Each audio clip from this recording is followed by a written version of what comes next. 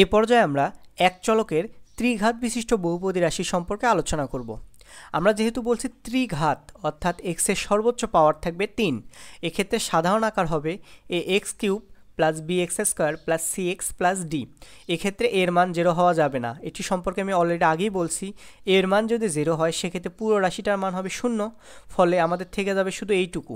সেক্ষেত্রে এটিকে আর আমরা ত্রিঘাত বিশিষ্ট বহুপদী বলতে পারি না, সেক্ষেত্রে এটা হয়ে যাবে দ্বিঘাত বিশিষ্ট বহুপদী। এই কারণে এক্স কিউবের সহগ 0 হওয়া যাবে না। তো উদাহরণ হিসেবে আমরা বলতে পারি 2x cube plus 5x square plus 3x minus 9। এক্ষেত্রে আমরা পদ দেখছি 4টা, এটা একটা পদ, এটা একটা পদ, এটা একটা পদ, এটা একটা পদ। আমরা চাইলে উদাহরণ হিসেবে বলতে পারি 4x cube plus 3x square plus 5। আমরা চাইলে বলতে পারি 5x cube minus 2x plus 3।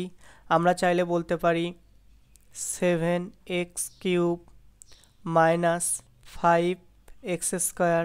আমরা চাইলে বলতে পারি 9x কিউব।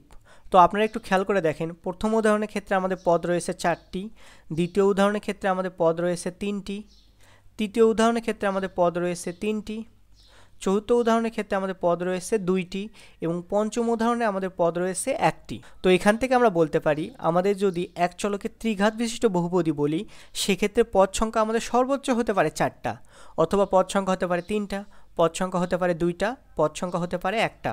অর্থাৎ দেখতে হতে পারে a x cube plus b x square plus c x plus d এই শেপের হতে পারে, অথবা এ এক্স কিউব তার সাথে বি এক্স স্কোয়ার থাকতে পারে, সি এক্স থাকতে পারে, অথবা এ এক্স কিউব তার সাথে বি এক্স স্কোয়ার থাকতে পারে, তার সাথে ডি থাকতে পারে, এ এক্স কিউব তার সাথে সি এক্স প্লাস ডি এরকমও হতে পারে, অথবা a x cube plus b x square এরকম হতে পারে, a x cube plus c x এমন হতে পারে, আবার a x cube plus d এমন হতে পারে, অথবা শুধু এ এক্স কিউব এমন থাকতে পারে। অর্থাৎ এক চলকের ত্রিঘাত বিশিষ্ট বহুপদী রাশির ক্ষেত্রে পদ সংখ্যা সর্বোচ্চ হতে পারে 4টা, অথবা পদ সংখ্যা হতে পারে 3টা, পদ সংখ্যা হতে পারে 2টা, পদ সংখ্যা হতে পারে 1টা। পদ সংখ্যা কখনোই 4-এর বেশি হতে পারে না। আমরা একটু ভালোভাবে এটি খেয়াল রাখব। এক চলকের ত্রিঘাত বিশিষ্ট বহুপদী রাশিকে যদি আমরা লেখচিত্রে স্থাপন করি সেক্ষেত্রে লেখচিত্রগুলো দেখতে হবে বক্রাকার। অর্থাৎ এটি যদি আমাদের এক্স অক্ষ এবং এটি যদি আমাদের ওয়াই অক্ষ হয় সেক্ষেত্রে শেপগুলো দেখতে হতে পারে এরকম, হতে পারে এরকম, হতে পারে এরকম, হতে পারে এরকম। অর্থাৎ লেখচিত্রগুলো দেখতে আমাদের হবে বক্রাকার। আমরা এক চলকের ত্রিঘাত বিশিষ্ট বহুপদী রাশির লেখচিত্র অঙ্কন সম্পর্কে আলাদা একটা ভিডিও করেছি, এই কারণে আমরা এখানে বিস্তারিত আলোচনা করব না, আমরা লেখচিত্র অঙ্কনের বেলায় বিস্তারিত আলোচনা করব। এক চলকের ত্রিঘাত বিশিষ্ট বহুপদী রাশির মূল হবে 3টা, এক্ষেত্রে কমপক্ষে একটা মূল বাস্তব হবেই এবং অন্যান্য 1টা বা 2টা মূল হবে অবাস্তব। অর্থাৎ এক চলকের ত্রিঘাত বিশিষ্ট বহুপদী রাশি যদি আমরা লেখচিত্র অঙ্কন করি সেক্ষেত্রে লেখচিত্রগুলো দেখতে হতে পারে এইরকম। অর্থাৎ এক্ষেত্রে আমাদের এটি হচ্ছে একটা মূল, অর্থাৎ এক্ষেত্রে আমাদের বাস্তব মূল হচ্ছে 1টা। আবার যদি দেখতে এমন হয়, এমন যদি হয় সেক্ষেত্রে আমরা বাস্তব মূল পাবো 3টা।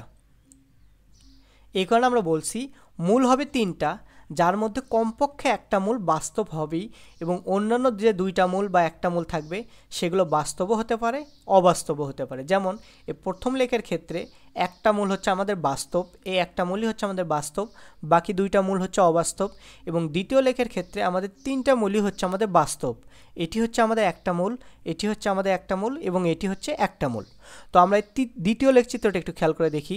এক্ষেত্রে আমরা দ্বিঘাতের এক চলকের দ্বিঘাত বিশিষ্ট বহুপদী রাশির ক্ষেত্রে আমরা দেখছিলাম চরম বিন্দু আমরা পাইছিলাম একটা, আমরা চরম বিন্দু পাইছিলাম একটা। আর এই এক চলকের ত্রিঘাত বিশিষ্ট বহুপদী রাশির ক্ষেত্রে আমাদের চরম বিন্দু হবে 2টা। এটি হচ্ছে আমাদের একটা চরম বিন্দু, এটি হচ্ছে আমাদের আর একটা চরম বিন্দু। এক্ষেত্রে আমাদের চরম বিন্দু 2টা হতে পারে, চরম বিন্দু হতে পারে একটা, অথবা চরম বিন্দু একটাও নাও হতে পারে। অর্থাৎ চরম বিন্দু থাকতেও পারে, নাও থাকতে পারে, একটাও হতে পারে এবং সর্বোচ্চ হতে পারে 2টা। এটি সম্পর্কেও আমরা লেখচিত্র অঙ্কনের সময় বিস্তারিত আলোচনা করব। আশা করছি এইটুকুতে কোনো প্রবলেম নেই।